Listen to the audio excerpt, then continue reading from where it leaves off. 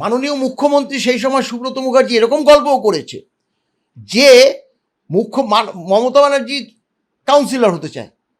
আদিত্য, এই মুখ্যমন্ত্রীকে, এই যে মমতাকে যদি আমি কাউন্সিলর করি আমার মান সম্মান যাবে, এই কথা বলেছে যে মান সম্মান যাবে।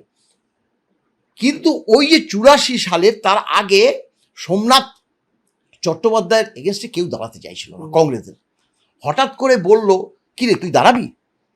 হ্যাঁ দাঁড়াবো। তারপরে ইতিহাস কেন জিতলো সেটা তো সবাই জানে।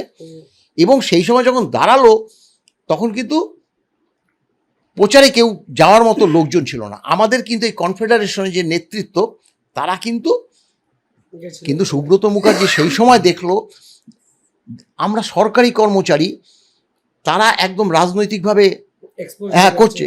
তখন তিনি বলল যে দেখ তোরা সরকারি কর্মচারী, অতএব আমার সঙ্গে দিল্লি চল, আমি এই আইএনটিসি অনুমোদিত কনফেডারেশন তোদেরকে একদম এনে দেবো।